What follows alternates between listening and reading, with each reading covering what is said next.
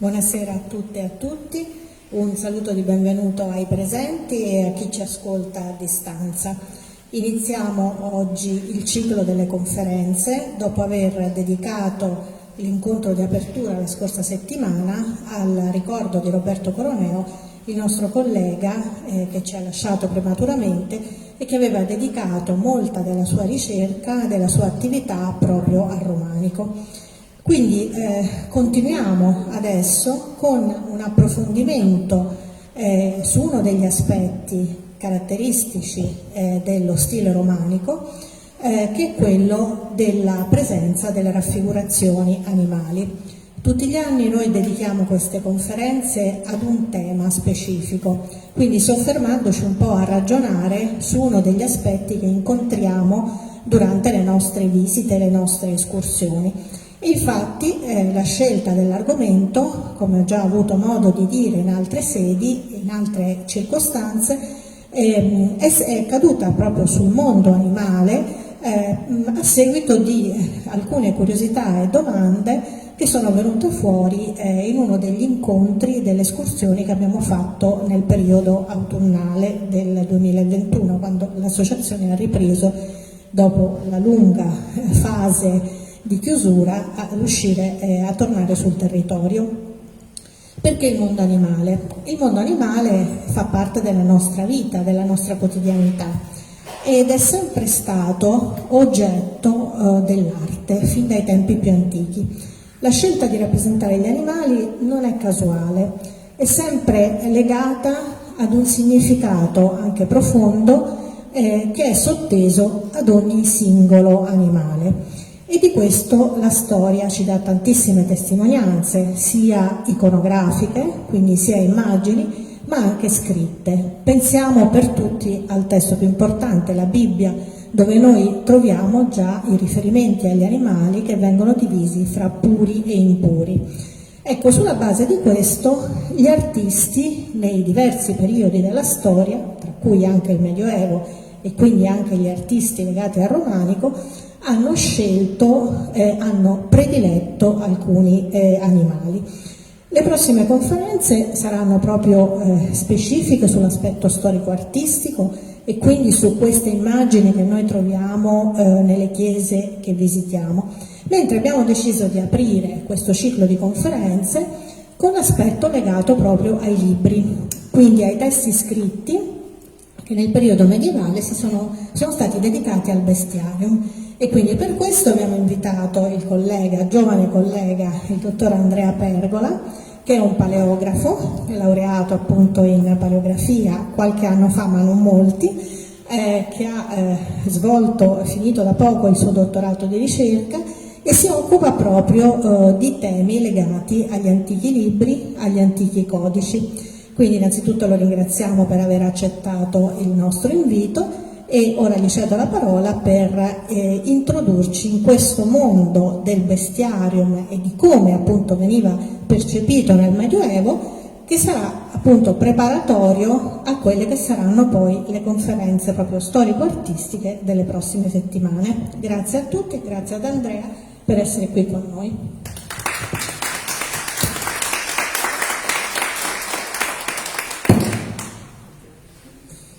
Grazie mille professoressa, grazie a voi per l'invito, grazie all'Emissia Romanico. Sono molto contento di essere oggi qui con voi, anche perché oggettivamente è la prima volta da quando è iniziata la pandemia che mi trovo a fare un convegno in presenza, quindi è una cosa molto bella, dico la verità. Anche stare in questa sede è bellissimo. Detto questo, adesso non voglio ripetere più di tanto quello che ha detto la professoressa, ma appunto oggi quando mi è stato chiesto appunto di partecipare ho avuto qualche remora per il fatto che oggi in realtà non avrò modo di parlare appunto di aspetti prettamente storico-artistici, comunque legati alla realtà isolana, perché oggi in realtà, come si potrà dedurre dal titolo del mio intervento, il bestiario origine ed evoluzione di una categoria di libri in uso nel Medioevo, diciamo che il mio discorso sarà più generale e rivolto al tema della letteratura medievale, nello specifico relativo al mondo del libro, perché appunto oggi cercherò di spiegarvi in maniera più sintetica, considerati i tempi, ma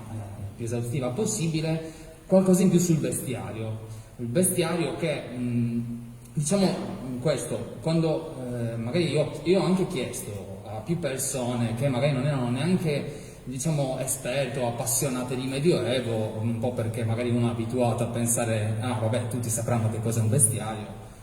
Ho chiesto un po' che cosa secondo le persone potesse essere, diciamo che le risposte sono state le più varie, ma quella più calzante era appunto un libro che parla di Medioevo, scusate, di bestie, e appunto in effetti questo è vero. Diciamo che molte persone mi hanno detto, immaginavano un codice. Effettivamente la prima idea è quella di un codice medievale, magari imponente, con la coperta in cuoio, che appunto ha al suo interno raffigurazioni di animali miniate, ed effettivamente questa è una descrizione abbastanza corretta se si parla del bestiario nel momento del suo apice, cioè nel senso nel XII secolo, XIII-XIII secolo. In realtà abbiamo effettivamente una categoria di libri definita bestiario che si rispecchia in questa descrizione.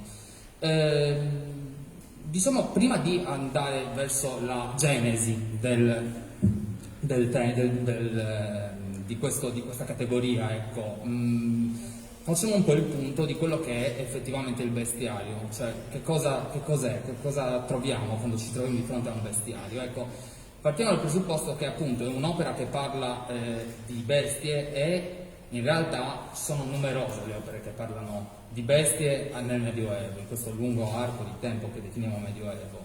Cioè abbiamo opere relative alla favolistica, pensiamo, oppure trattati sulla caccia, per esempio c'è il trattato, quello scritto da Federico II di Svevia, De Arte Venandi Cum Abibus, cioè quel trattato di caccia, la caccia che si faceva usando i rapaci, oppure ancora opere di carattere veterinario. Quindi sono diverse le opere che parlano di animali nel Medioevo, ma a differenza di queste, il bestiario è una categoria specifica perché? Perché effettivamente il bestiario descrive le bestie, descrive gli animali nelle loro proprietà. Cioè, cosa si intende con proprietà? Intendiamo ad esempio tutte le descrizioni fisiche, ma non solo, cioè, quindi non soltanto la fisicità dell'animale viene descritta, ma anche il significato che questo ha a livello proprio etimologico, quindi perché ha questo nome, quali sono le sue abitudini, ma poi il discorso si amplia perché va a vedere che cosa, quelle che sono le credenze relative a quell'animale e le leggende che li riguardano, ecco. Ma non è solo questo l'intento del bestiario. Mi ricollego anche un po' a quello che ha detto la professoressa Martorelli, perché ha parlato della Bibbia. Vedremo che in realtà la Bibbia è al centro poi di fatto del bestiario, nella diciamo, elaborazione anche delle descrizioni. Perché ecco, il bestiario di fatto cosa fa? Descrive le proprietà degli animali, possono essere diversi, possono essere più o meno, dipende dal manoscritto in realtà, ma l'intento poi di fatto è quello di dare da un lato informazioni naturalistiche che però servono in funzione di fornire una sorta di morale, una morale che ovviamente ha un risvolto teologico, comunque che si rifà in sostanza alle Sacre Scritture. Quindi, ve lo dicevo prima, gli animali, cosa succede nella narrazione del bestiario? Cioè quando noi andiamo a leggere un manoscritto di bestiario, vediamo che cosa? Gli animali che vengono descritti partendo appunto dal loro nome, quindi l'etimologia.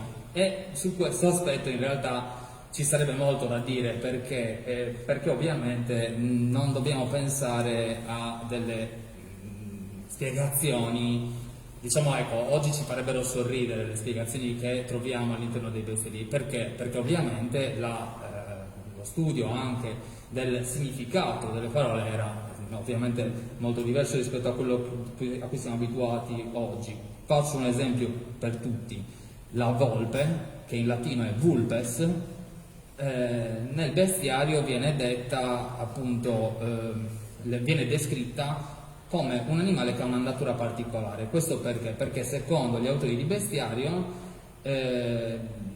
il termine vulpes doveva derivare dalla contrazione tra volutans pedibus, cioè fare giravolte coi piedi.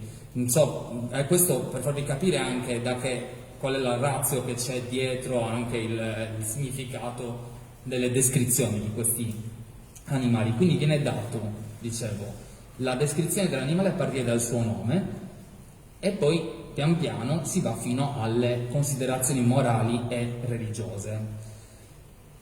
Questo perché? Perché per i bestiari studiare l'animale, appunto, ve l'ho scritto qua nella slide, significa descriverlo al fine di svelare quelli che sono dei significati nascosti che si basano sempre sulle sacre scritture. Perché? Perché gli animali di fatto diventano un simbolo di un qualcosa di più grande, di divino, o non solo di divino in realtà, perché ci sono anche animali vagi.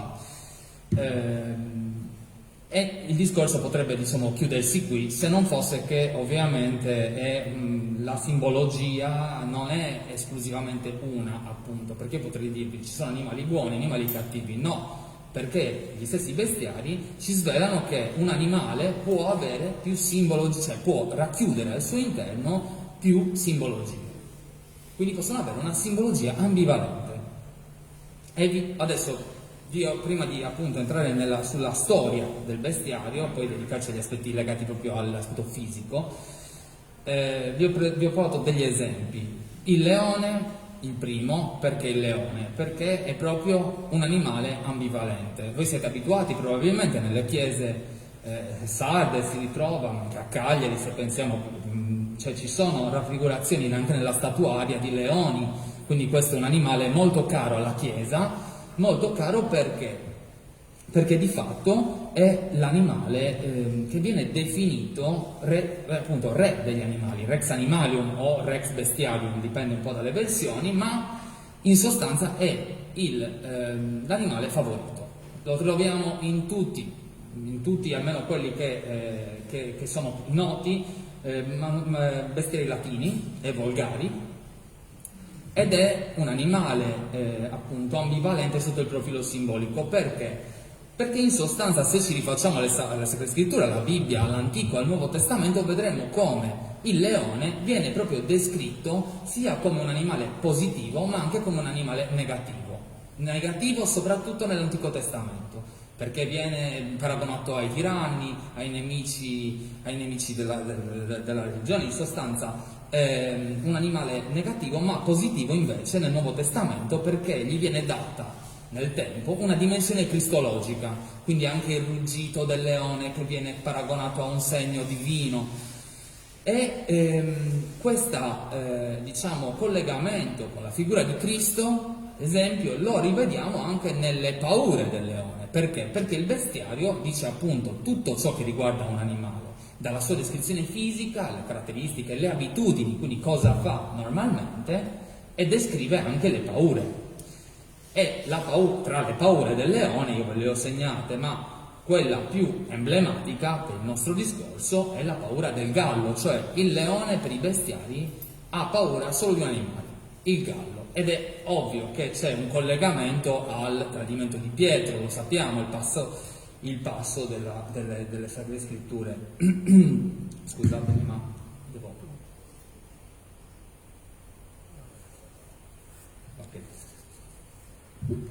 Un altro esempio invece è l'orso. Perché ve l'ho portato? Perché è particolare. L'orso, anche questo è un animale che ritroviamo molto spesso nei bestiari. Ve l'ho portato a fare un paragone proprio per fare un paragone col leone. Il leone, l'abbiamo detto, è il re degli animali. In realtà anche l'orso è stato il re degli animali.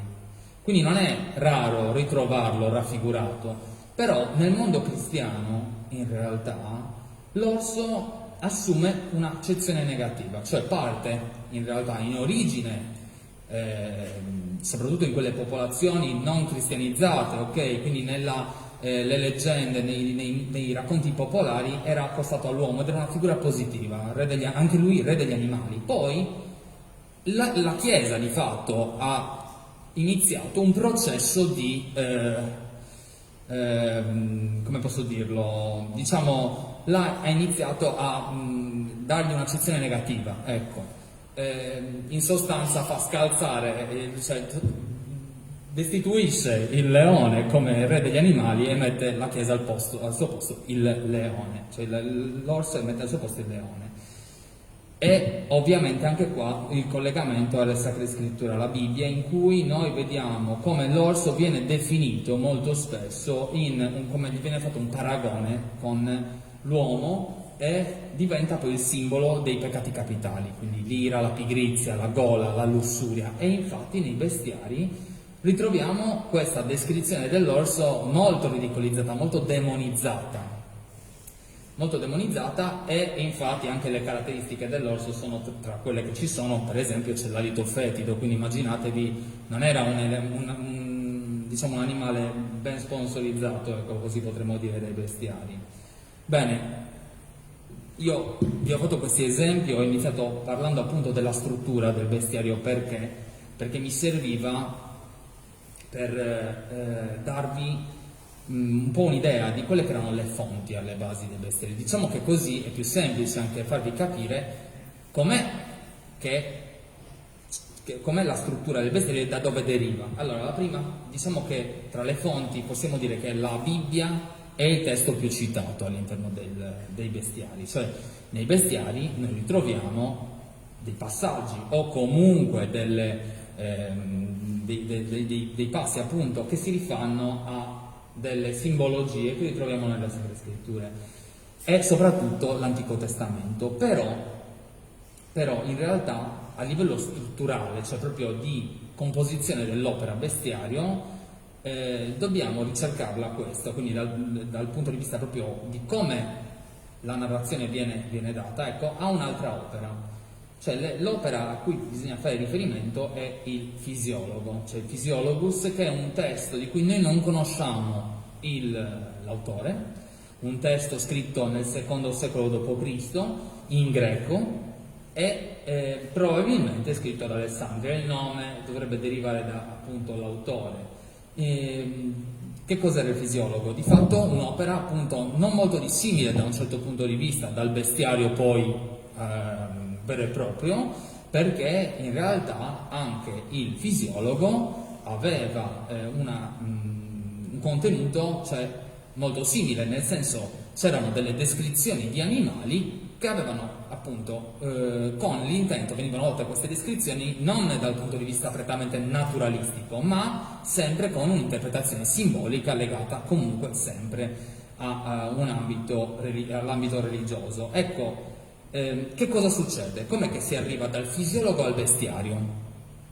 In sostanza quest'opera inizia ad avere una grandissima fortuna che fa sì che venga tradotto poi in latino, ed è la traduzione in latino poi di fatto che lo rende sempre più diventa sempre maggiormente più noto.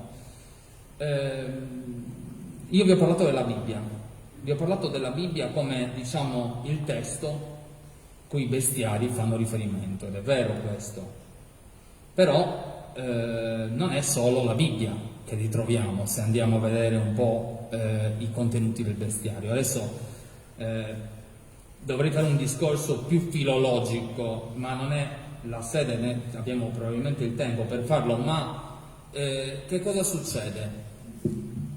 Il Fisiologo viene tradotto in latino, inizia ad avere una grande diffusione. Nel tempo si creano delle diverse versioni del Fisiologo, versioni che iniziano ad essere, diciamo, contaminate da altri testi, quindi non solo la Bibbia, ma poi anche i testi dei padri della Chiesa, pensiamo ad Ambrogio o Agostino, ma anche ad altri autori, ad esempio Plinio, la storia naturale. E qui capiamo anche la logica della descrizione proprio, ma non solo, anche Isidoro da Siviglia, le etimologie di Isidoro da Siviglia si ritrovano all'interno dei testi del bestiario, e qua anche lì vedete il collegamento con l'aspetto etimologico. Quindi pian piano, questo ovviamente per farlo abbastanza sintetica, pian piano il fisiologo va ad arricchirsi sempre di più, va a trasformarsi, quindi esistono diverse versioni di questo testo, versione A, versione B, che contribuiscono, diciamo, ad arricchire questa narrazione dei racconti, delle descrizioni delle bestie. Inizia poi di fatto a comparire un genere bestiario, inizialmente però all'interno di altre opere di carattere enciclopedico. Quindi all'interno di opere di carattere enciclopedico vediamo delle specifiche sezioni denominate bestiarium dove troviamo le descrizioni di questi animali.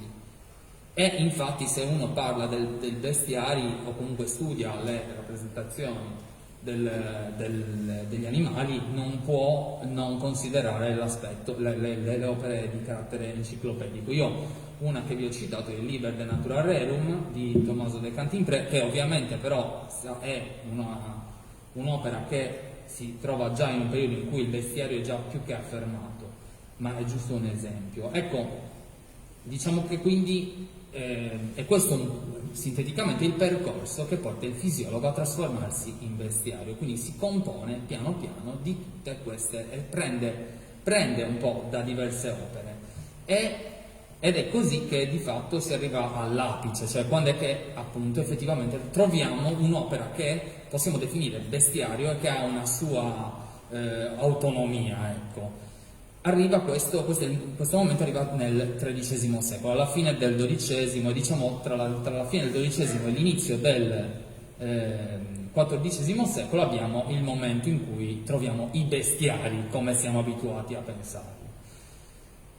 Qual è il momento in cui questo avviene?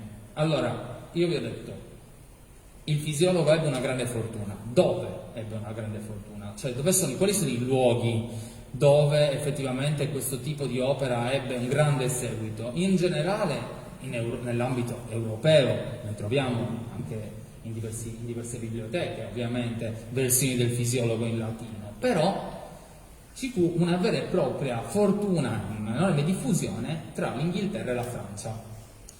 Ed è tra l'Inghilterra e la Francia appunto che un autore, Philippe de Taon, chierico di origini normanne al servizio di Enrico I d'Inghilterra, per quello vi dico tra Inghilterra e Francia, perché comunque siamo in un periodo in cui la Normandia è contesa tra queste due realtà, elabora che cosa? Prende una versione latina del fisiologo e la rielabora in volgare, la rielabora in versi e soprattutto la chiama bestiarius, cioè nel suo testo, l'incipit, ci dice proprio questo.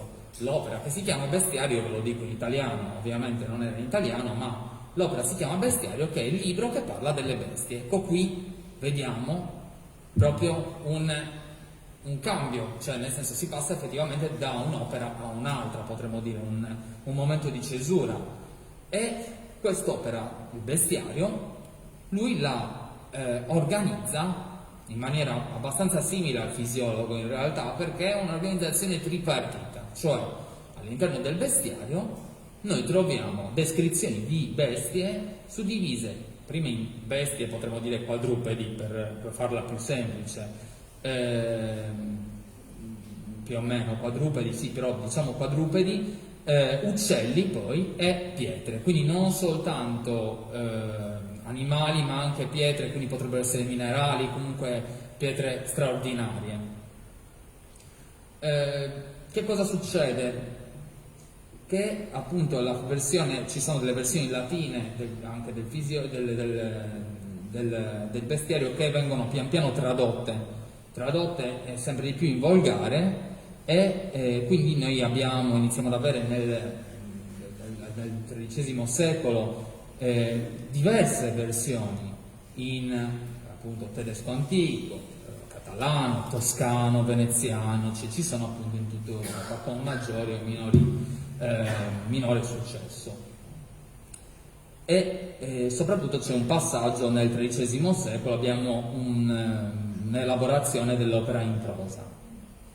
È sempre questo il periodo poi di fatto in cui ci sono delle sperimentazioni. Io vi ho parlato finora di appunto un genere che fa riferimento a delle descrizioni di animali che hanno un significato teologico, un significato legato alla appunto insegnamenti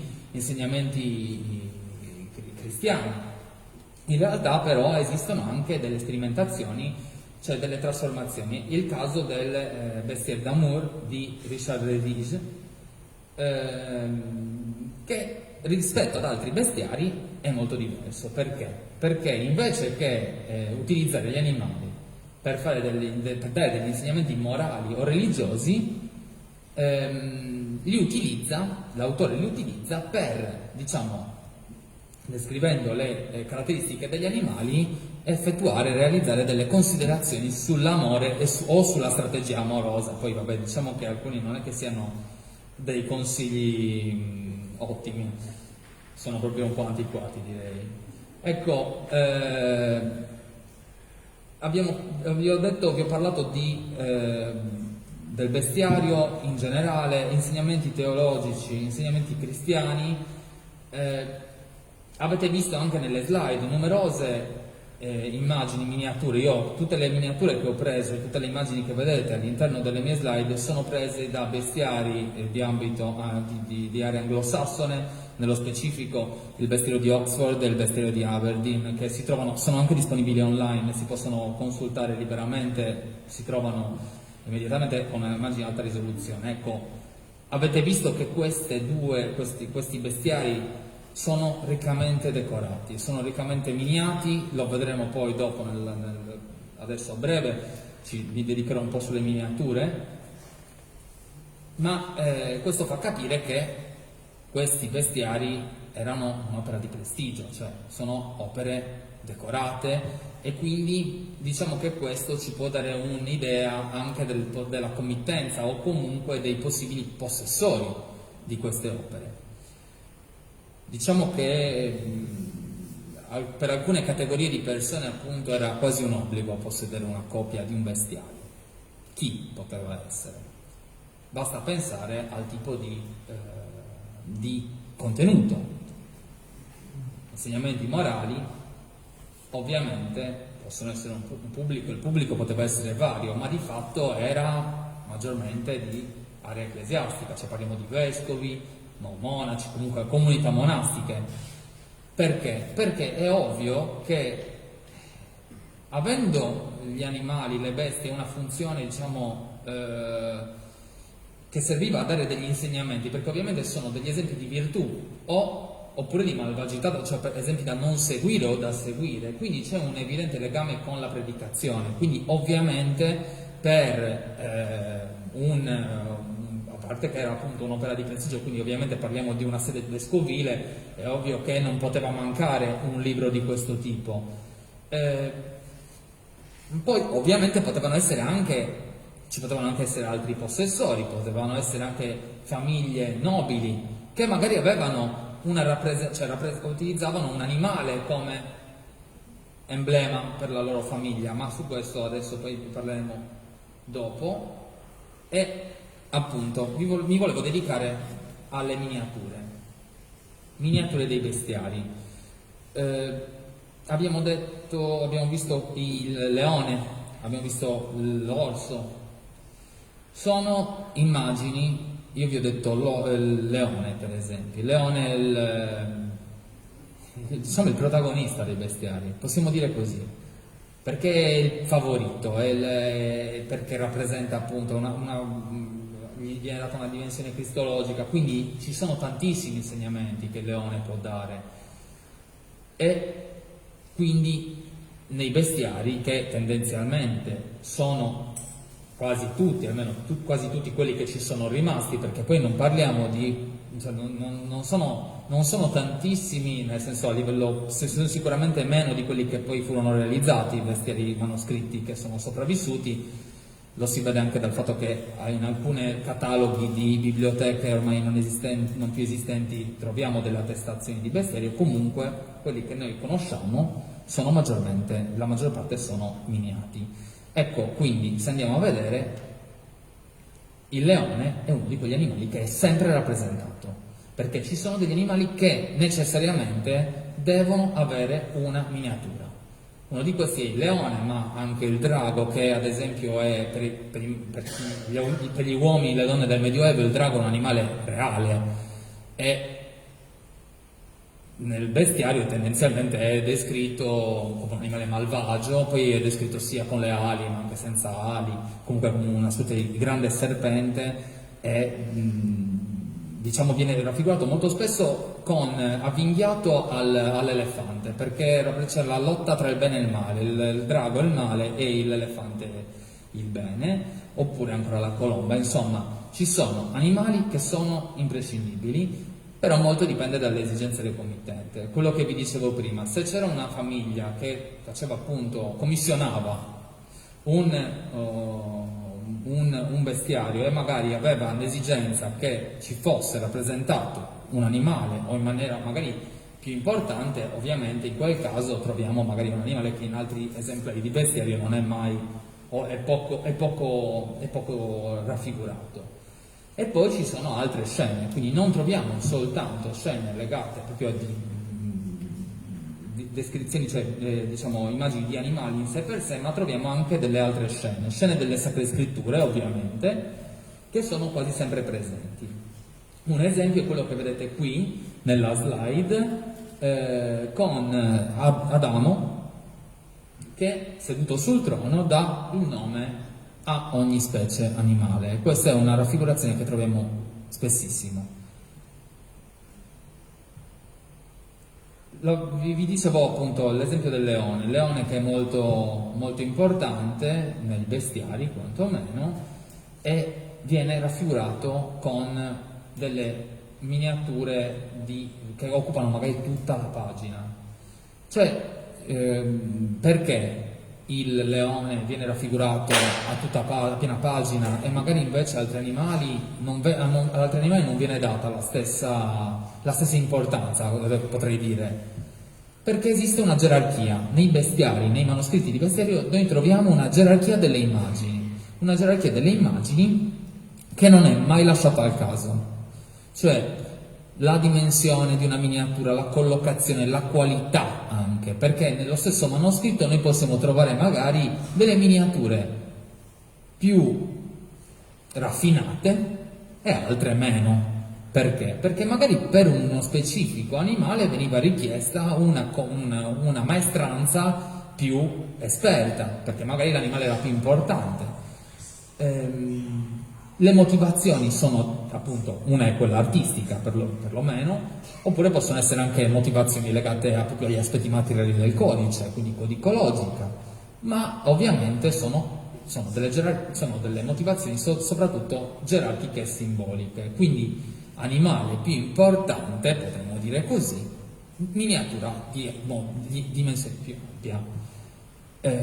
E questa gerarchia in realtà poi se andiamo ad analizzare il manoscritto la ritroviamo anche nel contenuto, perché al leone viene data magari ci sono più pagine che parlano del leone, per un altro animale magari la donnola non viene fatto grande riferimento, oppure il cane o il gatto che sono più comuni magari e così via. Sempre relativamente alle bestie, alle miniature di bestie, in che modo venivano rappresentate? Diciamo che gli illustratori medievali, vi ho scritto qua, non raffigurano gli animali per come sono, ma piuttosto per come sono abituati a disegnarli. Che cosa significa questa frase? Diciamo che nei bestiari noi troviamo raffigurazioni di animali di tutti i tipi, cioè troviamo animali europei, ma troviamo anche animali esotici, così potremmo dire, quindi animali, appunto io vi ho fatto riferimento all'elefante. L'elefante, io non penso che un miniatore francese o inglese, se possiamo chiamarli così, nel Medioevo, ma avesse mai visto un elefante di persona, oppure anche animali dell'Oriente estremo. Si rifanno a delle descrizioni, Quindi ovviamente se noi parliamo di animali magari più comuni avremo delle descrizioni, delle raffigurazioni più realistiche, passatemi il termine, ma ovviamente più lontani sono gli animali dal miniatore, meno il realismo, cioè il realismo viene meno. Quindi in questo senso, di fatto in generale come si fa a raffigurare gli animali? Cosa fanno i miniatori? In realtà questo lo vediamo anche nelle chiese o comunque nelle raffigurazioni in genere, si utilizzano degli attributi. Io adesso vi potrei chiedere, secondo voi questo, soprattutto per quanto riguarda alcuni animali, secondo voi questo animale che cosa potrebbe mai essere? Cioè questo uccello?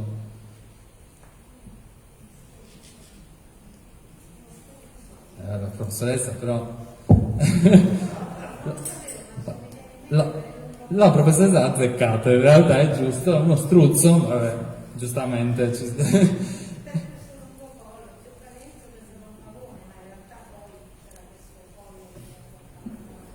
È uno struzzo, no, comunque me l'ero pensato, ho pensato qualcuno lo indovinerà, e effettivamente è successo, però in realtà non è solo per il lungo collo, perché andando a vedere le altre miniature di uccelli ci sono molte raffigurazioni molto simili.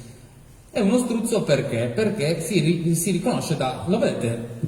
Che cosa tiene in bocca? È un ferro di cavallo. Forse è un po' spetta, comunque un ferro di cavallo. Nei bestiari cosa ritroviamo? Lo struzzo è raffigurato con un ferro di cavallo in bocca o con un chiodo. E direte, ma perché avrà un chiodo? Perché se andiamo a vedere la descrizione del bestiario, ci dice che lo struzzo è in grado di digerire qualsiasi cosa, anche il ferro. E quindi che cosa fa il miniatore? Per farlo riconoscere a colpo d'occhio al lettore, lo raffigura con il chiodo o col ferro di cavallo. Quindi, cioè, ovviamente noi lo sappiamo che cioè, non è vero, anche perché povero struzzo, se si mangia un ferro di cavallo immagino che non passerebbe un bel pomeriggio, però diciamo che serviva questo attributo a riconoscerlo. Infatti di attributi noi ne abbiamo tanti. Penso al gatto. Se voi andate a vedere il gatto nel bestiario e poi andate a vedere la scimmia nel bestiario, praticamente sono uguali, cioè sono identici, perché soprattutto perché vengono raffigurati seduti, quindi sono molto simili, magari cambiano un po' il colore. Che cosa fa il miniatore allora? Il gatto si riconosce perché dà la caccia al topo, quindi cosa fanno? Lo raffigurano insieme al topo. E il topo come lo riconosci se poi altri animali di minori dimensioni sono praticamente identici? Col formaggio, forse qualcuno l'ha detto, col formaggio comunque. Quindi ovviamente a quel punto noi abbiamo il gatto, cioè il topo fa il gatto e il formaggio fa il topo. Non so se capite la logica. Quindi c'è questa logica di attributi, questo sistema di attributi che inizia a essere ovviamente elaborato sempre di più, e ovviamente con attributi convenzionali come il caso del chiodo, che sono più che altro convenzionali che reali, e infatti si rifanno a testi precedenti. Diciamo, non è che si inventano niente i miniatori, si rifanno anche ai contenuti. E questi attributi iconografici poi di fatto diventano sempre più precisi, tanto che poi nel momento in cui abbiamo l'apice, ecco, la rappresentazione sempre più, l'apice del genere, scusatemi, diventano poi un vero e proprio sistema di rappresentazione. Ecco, per chiudere, una cosa di cui io non ho parlato, ma l'ho voluta tenere proprio alla fine apposta: gli aspetti materiali. Perché io vi ho parlato del contenuto, vi ho parlato della struttura, dell'origine di questa categoria, non ho parlato dell'oggetto libro poi di fatto, dell'oggetto codice anzi. Perché ve l'ho lasciato alla fine? Perché di fatto quando si realizza un codice, un'opera di bestiario, bisogna pensare proprio ai materiali con cui è realizzato. E vediamo come alla fine, prima ancora appunto di essere nominato, commentato o raffigurato, l'animale è presente nel manoscritto perché ci sono proprio i materiali stessi che concorrono alla sua realizzazione. Cioè pensiamo appunto, io vi ho detto in apertura, un codice con la coperta in pergamena, non solo la coperta, anche i bifogli che lo costituiscono, i fogli che lo costituiscono sono di pergamena. Perché? Perché poi quando noi parliamo del momento in cui appunto siamo all'apice, XIII secolo, il supporto scrittorio principe, quindi quello proprio protagonista per la realizzazione di codici è la pergamena che appunto è derivata dalla pelle degli animali e quindi comunemente la pelle qual è? Quella di pecora, ma anche la pelle di capra, di vitello, sia per una questione di lavorazione, perché era più semplice ovviamente utilizzare questo tipo di pelli, ma anche e soprattutto di diciamo, reperimento della materia prima, così potrei dire. Però non è soltanto il supporto che ci parla degli animali, perché allo stesso modo anche per scrivere il manoscritto l'animale è protagonista, perché abbiamo le penne con cui viene steso l'inchiostro sulla pergamena, ma quindi penne d'uccello, ma ancora il calamaio fatto con le corna.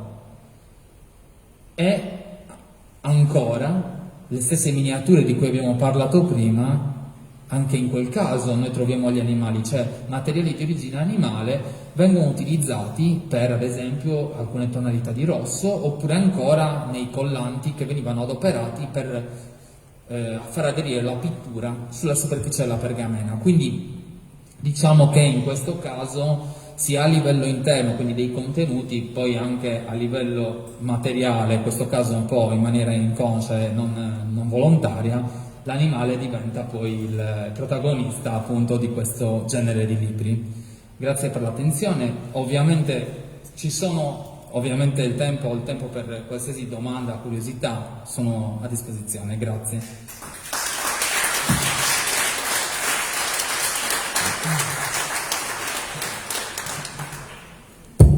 Grazie ad Andrea Pergola per questa relazione che è stata divertente anche e penso molto stimolante, con tanti aspetti che potremo sottolineare. Per rimanere nell'ambito così del romanico, direi che quello che emerge è che si tratta di testi di livello alto, cioè non erano appannaggio di tutti, ma erano veramente non soltanto proprietà, ma anche propriamente consultabili da persone di un livello culturale alto e strettamente legati alla Chiesa. Questo l'abbiamo visto, un aspetto sia per la scelta dei contenuti, la simbologia.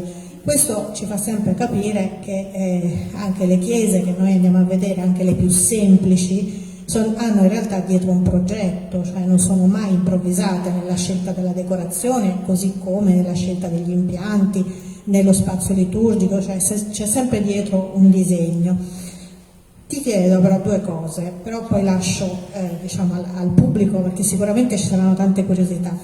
Primo, cosa sappiamo della Sardegna, cioè se qualcosa è arrivato qui di questi testi. Poi il legame è anche abbastanza intuibile, perché se in Toscana c'è una grande produzione, la Sardegna di quell'epoca è strettamente legata alla Toscana, quindi non ci meravigliamo più di tanto, però intanto vorrei sapere se si sa qualcosa della Sardegna. E poi è vero che la Chiesa è dominante nel Medioevo, è vero che l'istruzione è strettamente legata all'ambito ecclesiastico, però è anche una società molto laica, comunale, e gli animali sono molto importanti anche nell'economia del comune, no? Perché il comune comunque si serve delle campagne, dell'agricoltura, dell'allevamento. Quindi ci sono invece testi di questo genere legati anche a delle strutture. Io penso anche a un certo punto nascono le università nel Medioevo, quindi ci sono anche testi utilizzati in quest'altro ambito? Grazie. Allora, diciamo questo, che per quanto riguarda la Sardegna nello specifico, allora io devo dire la verità, ho cercato ho cercato nei cataloghi online, anche abbiamo Manus noi in Italia, quindi ho provato a vedere anche in passato, ma se ci sono i bestiari intesi proprio come bestiarium, in Sardegna o se ci sono non sono censiti, diciamo che non sono noti per quanto riguarda proprio nello specifico. Poi noi ritroviamo ovviamente qua molte opere che derivano, cioè di cui vi ho parlato, vi ho accennato prima, cioè tutti quei magari manoscritti che concorrono poi di fatto alla narrazione del bestiarium, che in sostanza quindi fanno da base. Per quanto riguarda, è ovvio che magari qua potrebbero anche non essercene stati, poi per esempio, questo siamo nel campo totalmente delle ipotesi, ma qualora non ce ne fossero stati di bestiari è indubbio che le maestranze, che appunto molte volte lo sappiamo nelle nostre chiese romaniche, non sono autoctone comunque, hanno una formazione o derivano da delle, diciamo, hanno conoscenze che derivano da Pisa o comunque dall'area toscana, quindi è plausibile che comunque nella formazione di queste persone si sapesse comunque, ci fosse a livello anche di predicazione stessa. Io ve l'ho detto, stiamo parlando di manoscritti che vengono utilizzati e c'è un legame forte con la predicazione, quindi questi contenuti interni al bestiario sicuramente erano noti, quindi gli insegnamenti che venivano dati, questo io non c'ero, quindi non lo posso sapere, però diciamo che è plausibile, è molto logico anche, lo si vede semplicemente anche dal fatto che queste raffigurazioni con queste simbologie le ritroviamo molto spesso. Quindi ammetto, non posso darle la certezza, però posso immaginare effettivamente che fossero noti, ecco, quasi sicuramente sì. Poi per gli aspetti invece, per quanto riguarda le università, non ne ho certezza anche per questo, quindi non azzardo, diciamo, più di quanto non so, ecco. Non so se ci sono altre domande, io... Ti volevo appunto sentire se qualcuno dei presenti vuole fare qualche domanda, qualche curiosità, però io adesso mi siedo e lascio proprio la parola a Andrea. C'è una domanda da casa. Il significato che viene dato ai mustelidi, quindi donnola, martora, che significato potevano o quali erano i loro... Allora, in realtà dipende da animale a animale. C'è da dire che tutti quegli animali che sono legati a, magari che hanno una visione notturna, ok, mettiamo anche i gatti, non hanno un buon, diciamo, non sono mai ben raccontati dei bestiari, soprattutto perché adesso mi è venuto in mente, si parla appunto di animali che cacciano di notte, che quindi sono un po' il poter vedere la notte, ad esempio, non è un diciamo sinonimo di malvagità, quindi non sono ben visti. Ma se ci pensiamo anche anche altri animali, appunto il gatto ad esempio non è viene visto tipo anche dagli ecclesiastici non come positivo, anche il cane in realtà non è positivo, o lo è in realtà in certi contesti, può esserlo e non esserlo. Nello specifico io le posso dire questo, cioè se per quanto riguarda le donnole, ma tutto quel sottogenere, diciamo, di animali hanno sempre un risvolto più o meno negativo. Anche la volpe viene vista come negativa perché è rossiccia, quindi il colore del diavolo. Cioè, le descrizioni, le spiegazioni certe volte possono anche essere abbastanza semplicistiche, perché si rifanno magari anche a concezioni, idee che magari oggi ci fanno anche un po' sorridere, però questo è. Non so se ho risposto. Penso di sì. Sì. Nella chiesetta di San Giorgio a Seni, il piccolo casetto verso la Grana, è rappresentato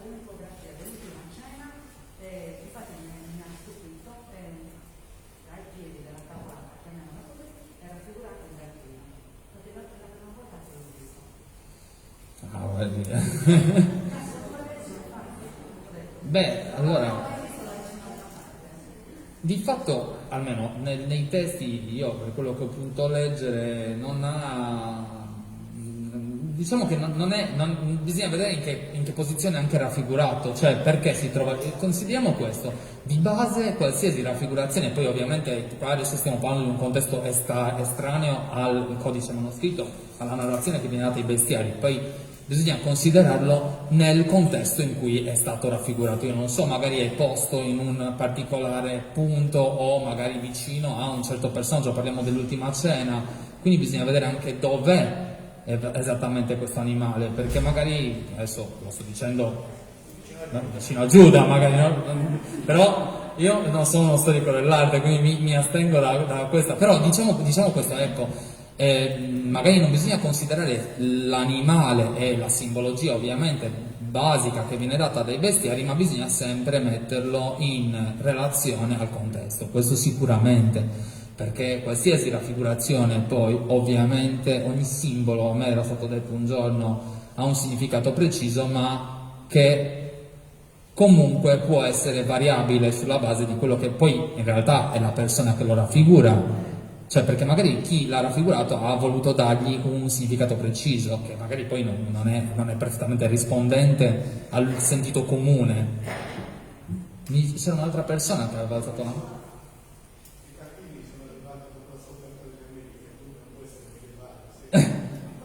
Ah, il tacchino no, il tacchino non c'era infatti, però in realtà sono ricchi, i bestiari si arricchiscono molto di raffigurazioni rispetto al fisiologo, quello di cui vi parlavo all'inizio, era molto più, diciamo, aveva una descrizione di animali non troppo elevata, invece i bestiari aumentano nel tempo, ovviamente perché più...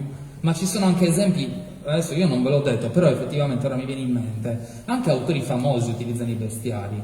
Pensiamo a Petrarca. Vi ricordate nel Decamerone che c'è l'episodio della piuma dell'arcangelo, cioè Fra Cipolla, che racconta che ha la piuma dell'arcangelo, che in realtà è una piuma di pappagallo. E il collegamento con i bestiari c'è, perché il pappagallo nel bestiario viene detto tipo che ripete, e poi c'è questa questione che dice ave ave, cioè una delle cose che viene dette dal pappagallo, e quindi sappiamo che autori anche famosi si rifanno anche al bestiario, quindi non torniamo al discorso di cui parlava la professoressa Martorelli, le persone che lo consultavano erano certamente delle persone che avevano una cultura elevata, ma è ovvio anche che sì, le raffigurazioni possono aiutare a identificarli, ma erano dei libri che servivano per essere letti nei loro contenuti, più che appunto ammirarne le immagini, cosa che magari uno che non conosce, che è un amatore, magari fa più che altro quello, che guarda le immagini, le miniature, si studiano le miniature, ma in realtà chi li consultava, più che le miniature, consultava il contenuto, quindi ci sta che un autore, che fossero delle persone con una certa cultura, ecco, così, con una certa formazione, ecco, più giusto che cultura. Senta, se non ho capito male, in Sardegna bestiari non se ne sono trovati. Al momento no. Ma questo, se risultasse veramente così, allora si può spiegare al fatto che nei testi, artisti, pittori, scappellini, scrittori in Sardegna autoctoni praticamente non c'erano, quindi i bestiari erano posseduti o perlomeno conosciuti dagli artisti, ma questi artisti che vivono No, beh, gran parte dalla Toscana, poi dopo dall'Italia, quindi i sardi che ne facevano questi bestiari, se scrittori, scappellini e pittori sardi non c'erano. beh, vabbè, ma il discorso sul bestiario come manoscritto, soprattutto su ciò che è rimasto, perché noi facciamo sempre e l'errore poi che si fa molto spesso è fare delle considerazioni cioè sulle presenze, ma bisognerebbe considerare sempre che ciò che noi abbiamo a livello documentario, ovviamente mi rifaccio molto al mio mondo, l'aspetto documentario, archivistico, comunque delle fonti in genere, non è che se non ne abbiamo non necessariamente significa che prima non ce ne fossero di fonti. Poi su questo è difficile, bisognerebbe consultare, magari verificare, ci sono magari molti inventari anche di bibliofili di età moderna, faccio un esempio, cioè faccio esempi generali, però dico, esistevano più avanti rispetto al momento in cui sono stati scritti questi bestiari, dei personaggi che collezionavano libri. Ecco, uno degli studi che si fa anche per verificare se l'esistenza o meno di esemplari di questo genere di opere, ma anche in generale si può fare questo discorso, è quello di studiare gli antichi cataloghi delle biblioteche o di queste personalità. Diciamo che non si può escludere che in Sardegna ci fosse un esemplare o più di questi manoscritti, però non necessariamente poi questi artisti potevano essere, magari non erano gli stessi artisti che avevano in sé, che possedevano il bestiario, magari sapevano però i significati degli animali, perché gli derivava questa conoscenza magari appunto dalla predicazione di personaggi appunto legati all'ambito ecclesiastico. Facciamo il discorso sempre legato al fatto che comunque sì, il bestiario parla delle rappresentazioni animali, ma non è che dice qualcosa di nuovo, cioè si rifà comunque sempre a opere abbastanza note, cioè la Bibbia in primis, ma poi anche appunto tutte quelle che sono la storia naturale di Plinio e così via. Quindi non necessariamente, se qua non ce n'erano non si conosceva poi di fatto il significato, la simbologia che viene data a un animale. Ecco, non so se ho risposto alla sua domanda. Un'altra domanda da casa, in riferimento all'esterno delle chiese. Su molte chiese romaniche ho visto la capra e l'ariete. Che cosa rappresentavano? Ho letto che come aspetto positivo avevano la capacità di discernere il buono dal cattivo.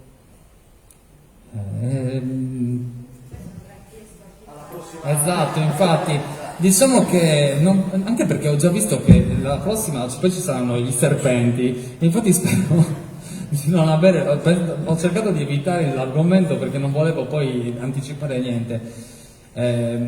Io penso che magari non vorrei dare delle interpretazioni, cioè adesso posso anche dire magari che cosa si potrebbero rappresentare, ed è vero quello che sta dicendo la persona che ha chiesto, però anche come per quanto riguarda la domanda che ha fatto l'altra signora relativa al gatto, non vorrei andare oltre quello che magari il mio o la mia idea legata a che cosa può significare all'interno di un'opera o specificamente in una chiesa, perché magari ha un significato ben preciso che magari sono gli storici dell'arte stessi che poi danno, perché che hanno magari più conoscenze legate al contesto.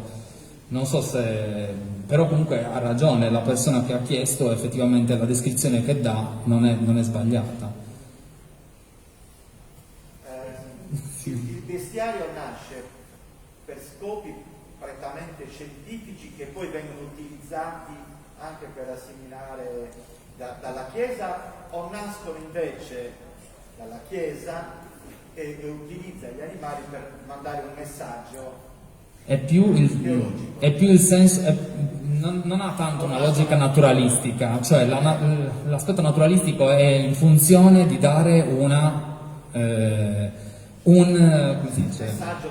Un messaggio teologico, esatto, cioè è il fine è il messaggio teologico, è il dare degli insegnamenti di virtù.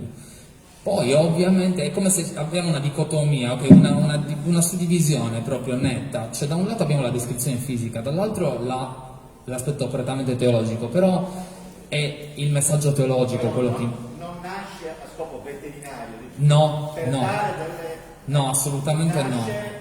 Viene descritto perché poi è assimilato al messaggio. Esattamente, cioè è più l'aspetto proprio legato al dare degli insegnamenti. E vengono inseriti le miniature nei volumi perché sono attinenti a quello che si racconta, che si scrive. Assolutamente sì, e infatti per quello c'era l'immagine appunto che vi ho citato come si dice il drago che ha avvinghiato all'elefante. Infatti magari c'è il paragrafo dove dice, appunto, parla di questo, cioè dice l'elefante che si avvinghia al drago perché, e lo spiega, cioè dà un significato, cioè proprio è ovvio che sì, giustamente, come diceva lei, le descrizioni, le rappresentazioni hanno un collegamento sempre con il contenuto, cioè è assolutamente vero questo.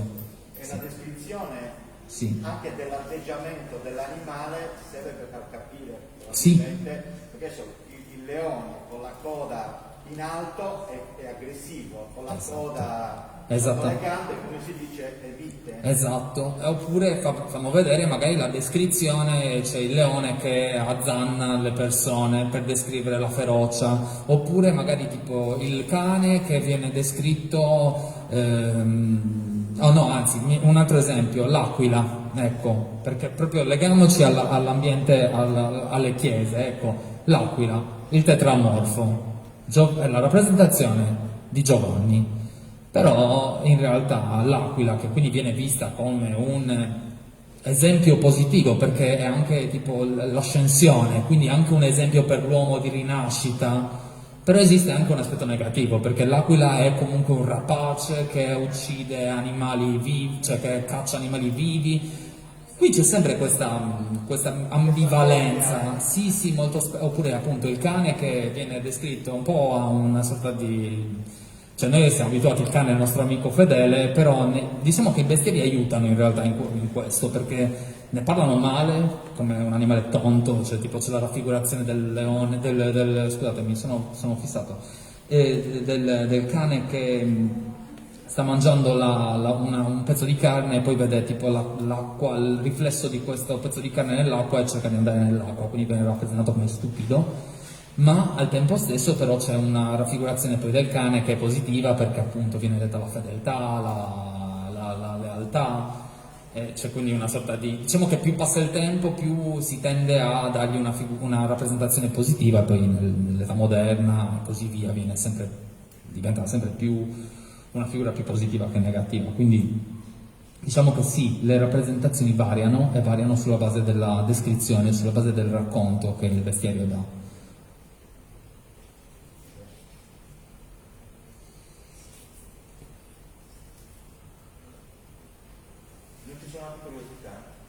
Un dettaglio, per quanto riguarda lo frutto mangia di frutto, cioè è verosimile il fatto che si ritrovi all'interno del suo stomaco pezzi di ferro, sì?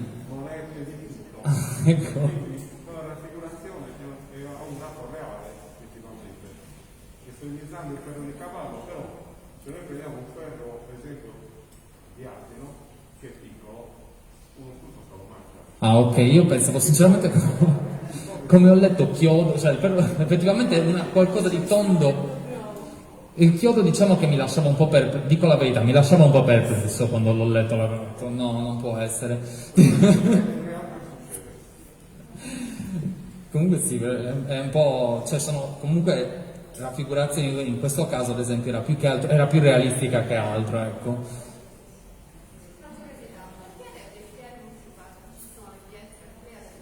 Ah, sì, perché diciamo che raccontano cose io l'ho fatto molto su animali reali, però appunto ci sono anche animali fantastici. Questo anche perché appunto un po' le mirabilia, un po' cioè il raccontare cose che magari appunto sono reali o surreali o irreali, come appunto l'unicornio e così, ma anche le pietre perché vengono descritte soprattutto minerali per le loro proprietà e quindi noi troviamo magari ametiste o cose, comunque parliamo di non pietre in generale, cioè ci sono proprio quello che può essere straordinario comunque, che può avere delle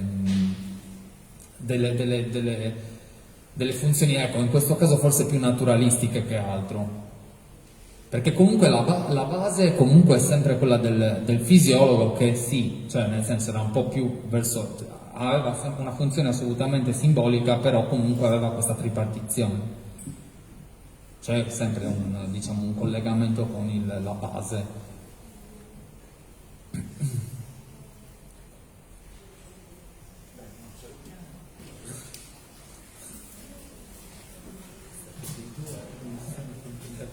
Sì, intervengo per i ringraziamenti.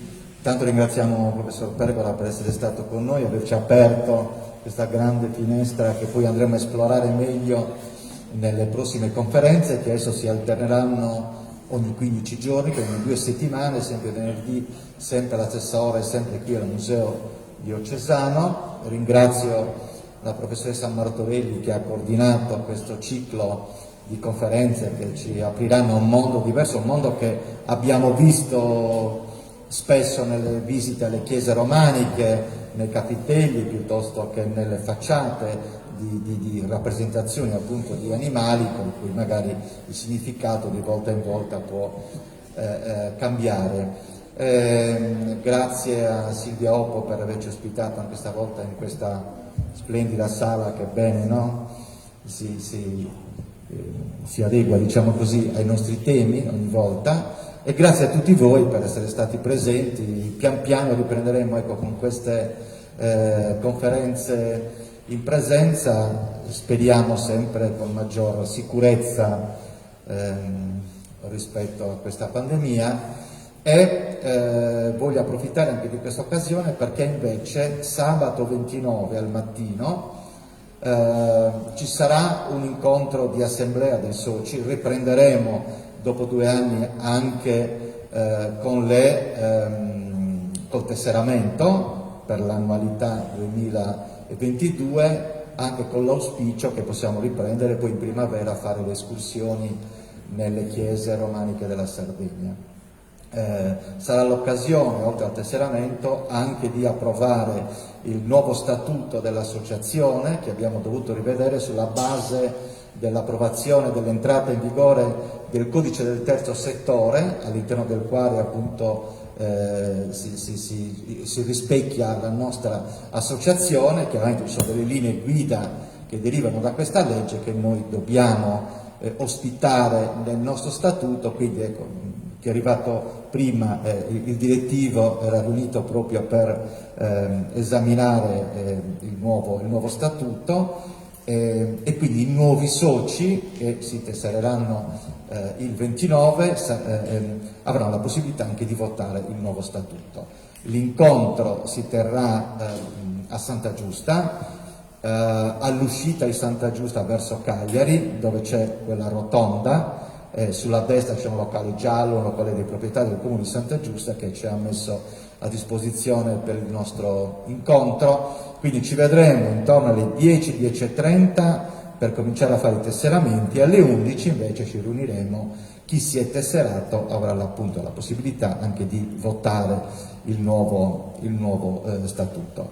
Mi piacerebbe che ci fosse una bella partecipazione, anche, ripeto, come buon auspicio per la ripresa delle nostre iniziative nel 2022, e anche perché insomma il nuovo statuto venga approvato da un numero congruo, diciamo così, di soci. Il locale è abbastanza ampio, quindi con il solito rispetto alle norme anti-Covid, quindi Green Pass, mascherine, provvederemo a mettere insomma disinfettanti e quant'altro, e tenere le distanze, perché ripeto è uno spazio abbastanza ampio, quindi ci consentirà di essere presenti tutti in sicurezza.